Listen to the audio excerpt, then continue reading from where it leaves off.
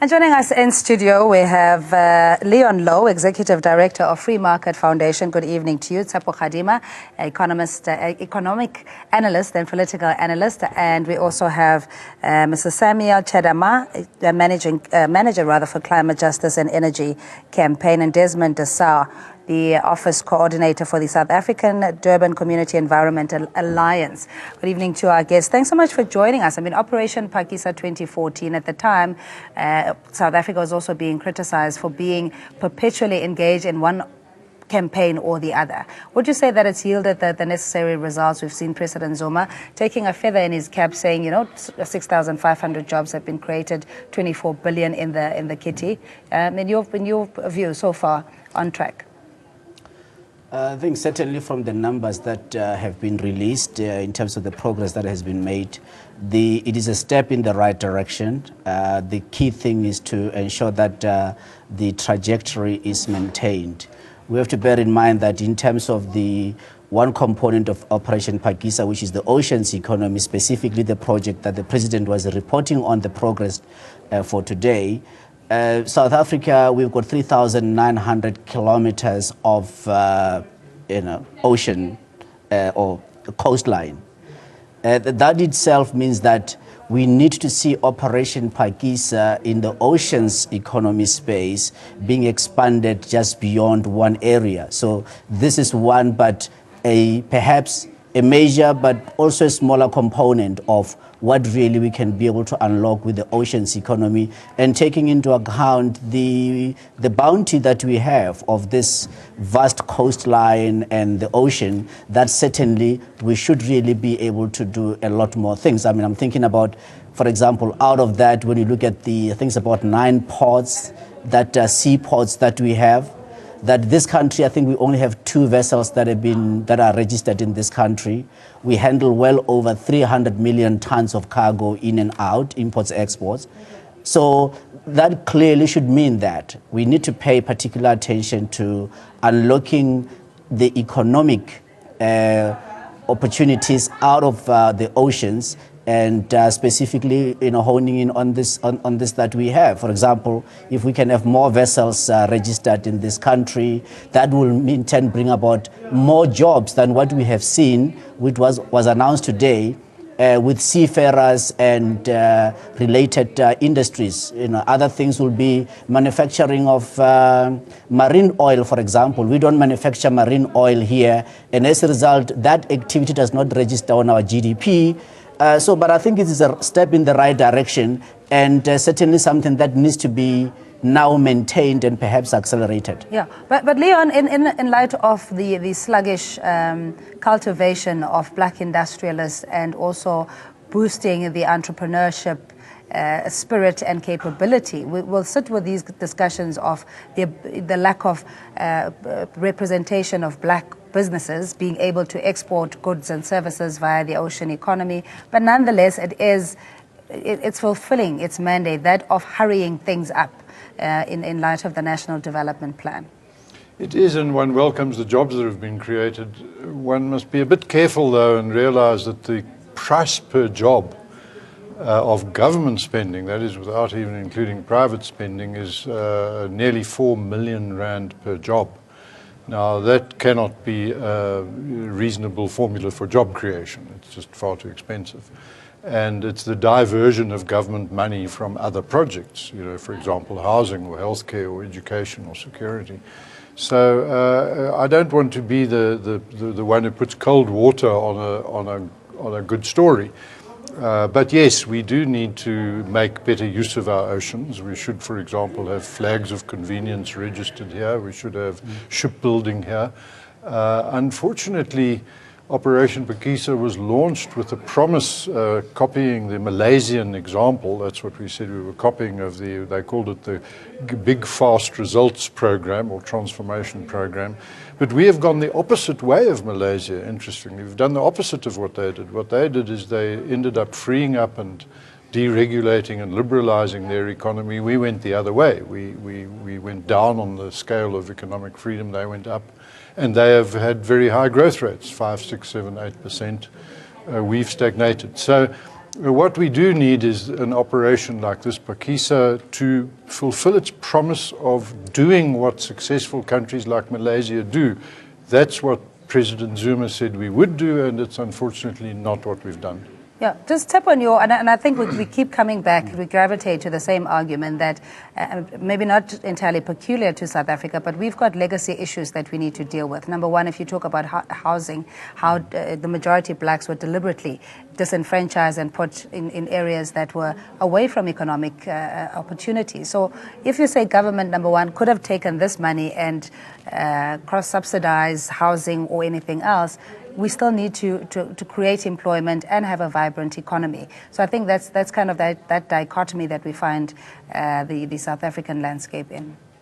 Yeah, I think the key question that needs to be really considered at all material times is appropriate and efficient investment or application of the limited, very limited investment rents that we have as a nation. So the point that Leon is making there, it deals really with the efficiency. If it costs you 4 million rand to create one job, well, you know, what is the multiplier effect of that job that you have created? So those are the questions that I think perhaps maybe we need to be looking at a Operation Pakisa and starting to interrogate some of the plans as they unfold more frequently than perhaps maybe we've been. You know, it was launched in 2014, this is 2017.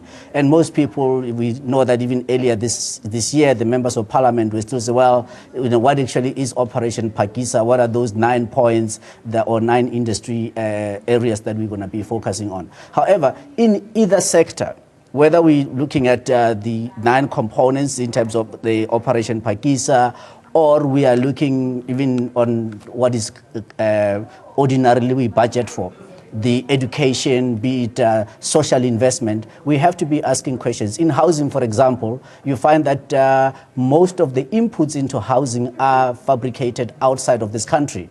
So again, there we are having a limited multiplier effect on the economy. So I think the issue of every investment rand that is put into this economy, what is the multiplier effect it is having, and our GDP, can it be able to grow? Most of it, we see a leakage in the system.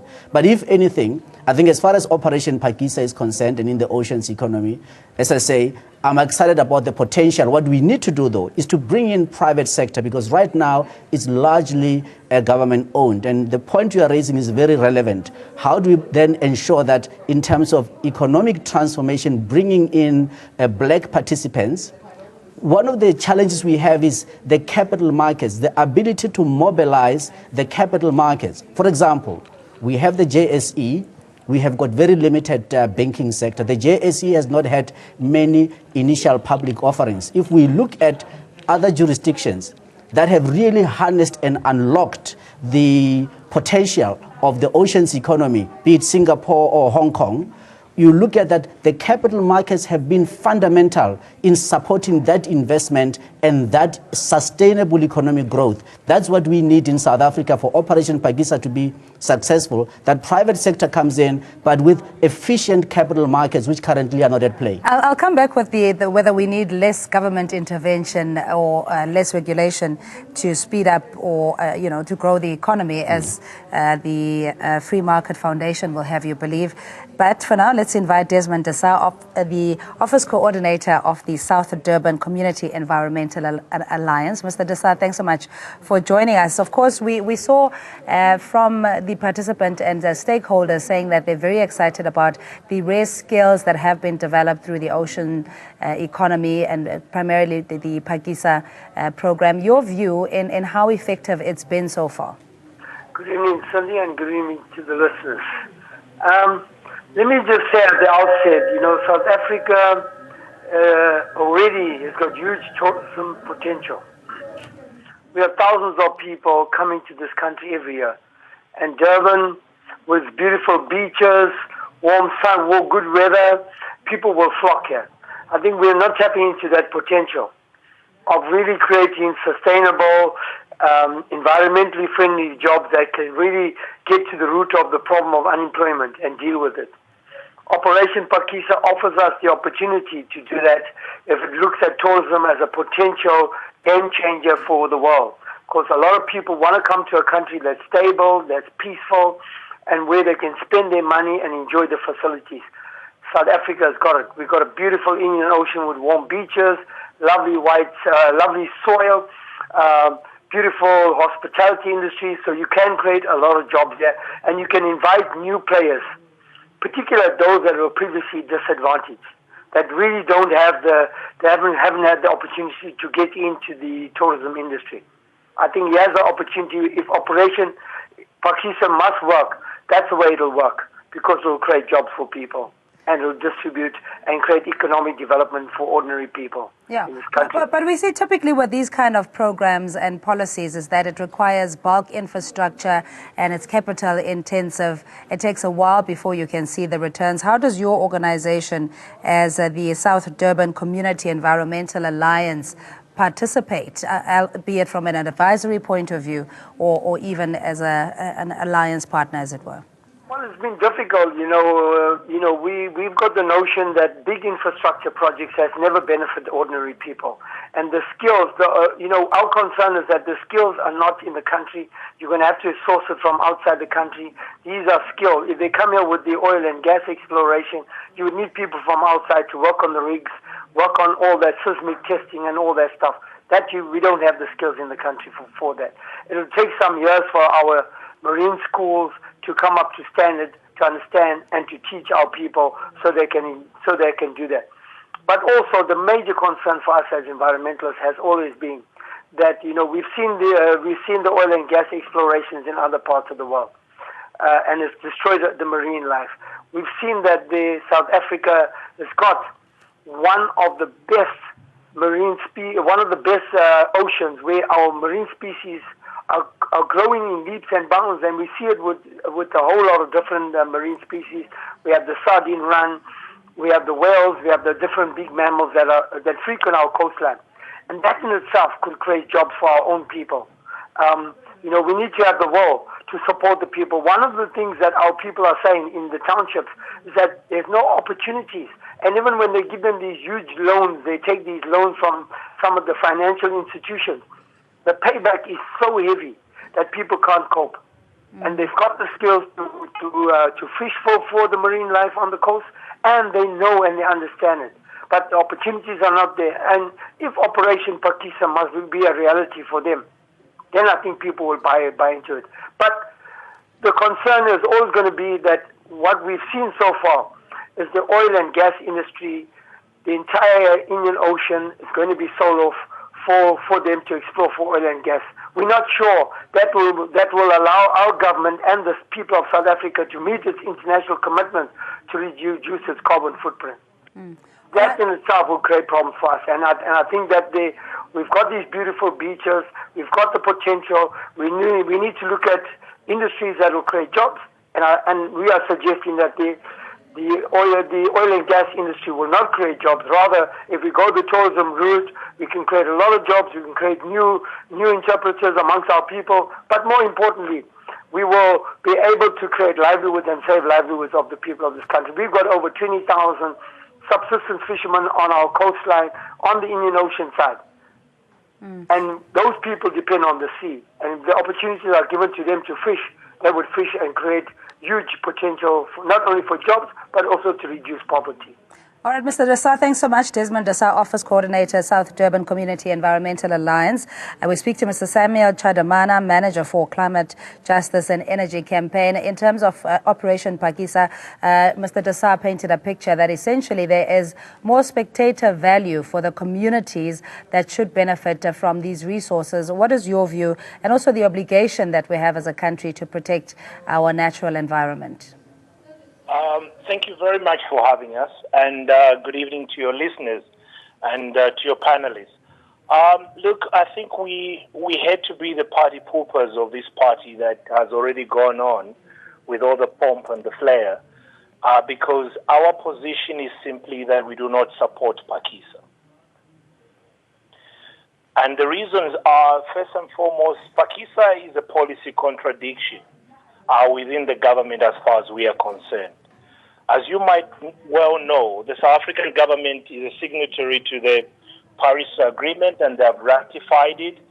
And the commitment is basically for us to be decreasing our carbon emissions in the next number of years. Pakistan is going to contribute basically something like 43 metric tons of carbon dioxide every year. And that's one thing that is not coming out here. So we are talking of a program that is actually going to increase our carbon emissions instead of lowering them. And at the same time, we also believe that Operation Pakistan, the way it is being hurriedly implemented at the moment, you see, you cannot invest in most of these investments that have been put across without presenting some form of environmental risk. And we, from our assessments and our interactions at different platforms, we've realized that not many safeguards have been put in place by the government to ensure that whatever impacts are going to be derived from this process on the environment are going to be well mitigated. And our concern really at the moment, and experts have actually raised this issue, that yes, Pakistan means we move fast in pursuit, but the truth of the matter is we might be moving a little too fast. All right, Mr. Chairman, just to stay on the line to engage our panelists. You know, again, it's that very delicate balance that government has to play in providing much-needed employment, dealing with socio-economic issues, including, getting investment, etc. And environmentalists not buying it, saying this, they don't support this based on the Paris Agreement and our obligations to the globe. Yeah, I think I would maybe encourage Samuel to go and read a book by a lady named Rose George. She authored a book called 95% of Everything. And that book is actually a wake-up call. I mean, one of the largest land sea logistics company, Maersk, Sealand, when you look at it in terms of the control and the economic impact it has in terms of the GDP of Norway, because of 95% of everything is dependent on the maritime sector, is dependent on the ability to be able to move goods across the seas. And certainly, the question that is being asked at all material times is how then we make another economic activity, we derive a profitable, sustainable economic activity from environmental management. And these are some of the questions that I dealt with personally in 2012. I was a keynote speaker at the Asia Financial Forum. And one of the issues we're looking at that of course, we're going to see an increased traffic across our seas because the world population, as they increase, as we see, are seeing urbanization. So the question then that must be asked at all material times, how do we then, taking into account some of the commitments the various nations have made at the Paris in terms of the climate management or climate change, how we then derive an economic activity that itself is sustainable? For example, we look at cleaning up of the oceans.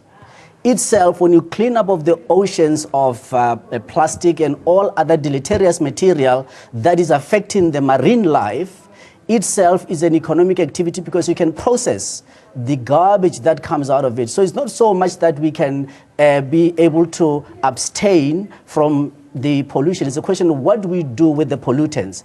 And I'm saying that there's so much you can do with the pollutants actually to grow your economy and to improve the quality of lives of not just, or the ecosystem in totality to be improved. So I would encourage all the viewers at home and even policymakers specifically to go and read that book because it's a well-researched book, 95% of everything. The key question is, how then we participate in that. Right now, as South Africa, of course, we are going to continue to see increased maritime activity. And with that increased maritime activity, if we are spectators, our economy is going to suffer. We will not be able to create jobs. So I'm saying we have to be participant, but with the responsible approach, I agree, of the environment. But environmental management itself is actually a very sustainable economic activity. Okay, so we can create the problems, as you're saying, but also have means of mitigating it by creating almost like a subgenre to that economy. But I want to come back, Leon. You were talking about, and you always raise this point about, you said this is an example from Malaysia, but we flipped it on its head and messed it up but because of government intervention. How else then are we going to drive programs that are supposed to balance and make this a nation for all to share in its wealth, etc.? Go back to the preamble of the Bill of Rights, if government is not involved.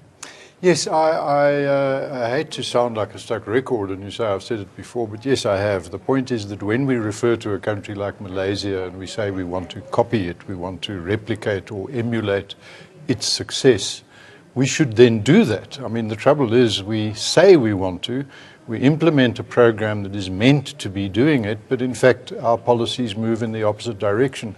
But let me also make this point. Tourism was mentioned, and I want to mention tourism in the context of environment. Tourism is a fantastic opportunity for empowerment and small business enterprise and people who can succeed with very little capital and very little prior skills. So this is definitely something we should do. And my concern in South Africa with also the environmental movement is we're sitting here with 9 million destitute, unemployed people. We're sitting here with a fantastic tourism potential around the oceans and the coast, which is recognized in what Tsepo said, and we are simply not getting any mileage out of it. So what we need to say is, here are opportunities for 9 million, and I'm not saying all 9 million, but many, many unemployed people can get into jobs relatively easily if we make the tourism sector work. And one of the things that's preventing it from working, I'm sorry to say, is South African Airways, which limits the number of flights competing airlines can make into South Africa under the bilateral agreements. So we have artificially raised the price of tourism to South Africa and reduced the number of flights bringing tourism. And this is in order to keep a failed airline going. So it's really not a good idea. We need to say we have to create opportunities and jobs for South Africa's destitute we nearly have more unemployed people now than employed people. And, that is our number one priority. First, create jobs. When we're creating jobs and all of those 9 million people are creating wealth and bringing tourism and money to South Africa and the ocean's economy is booming, then we will have the resources with which to care for the environment. We don't have it now. I was today, by the way, spent today in a shanty town outside of Kuruleni. I could show you on my cell phone now pictures of it. It is unbelievable and despicable the conditions in which people live. The people living there, and I met with their committee of a 60,000 rand shanty town, said they are willing to buy the land from the mining company, and the mining company says they will give the land away for free. They just don't want this problem on their hands, and Kuruleni municipality doesn't want to take it over. Here are 60,000 destitute South Africans who are willing to put money together to buy the land to look after themselves. And what are we doing? We have township and planning laws that stop them. So we really have to start by getting out of the way. And we can help people by all means, but stop harming people. That's what we have to start doing. Just very briefly, closing comments. Tsepo, I mean, we need to give South Africans, especially those, as you are saying, that are living on the fringes of the economy and are destitute, some hope.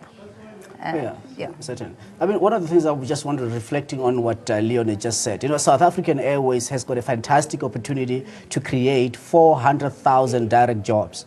I am astonished that in the agricultural space, the project of making biojet fuel from a tobacco plant known as Solaris, which South African Airways has already signed rights for, is neither supported, has not been pushed at any level, including even at the shareholder Ministry of Finance. And yet, it can create 400,000 direct jobs in the next 3 to 5 years and cut the costs of fuel for South African Airways by 4%, and that is down profitability, and at the same time, substitute the imports we are having of jet fuel, all the benefits all around, and we are not maximizing it. And I'm astonished. I'm hoping that they are watching tonight and that on Monday they will announce that Solaris project is part of Operation Pakistan in the agricultural space and industrialization, because the fuel can be refined in country here. We don't have to import the oil. I'm hoping that they are listening. All right, so with that, of course, we'll follow up, but it's a very good pitch, the two-minute elevator pitch. Nonetheless, we'll follow up. Mixed reaction to Operation Pakisa, at least the ocean economy segment of it, where President Jacob Zuma announced that almost 7,000 jobs that have been created and 24 billion rand in investment. And thanks for joining us. We'll take a quick break. We'll see you shortly.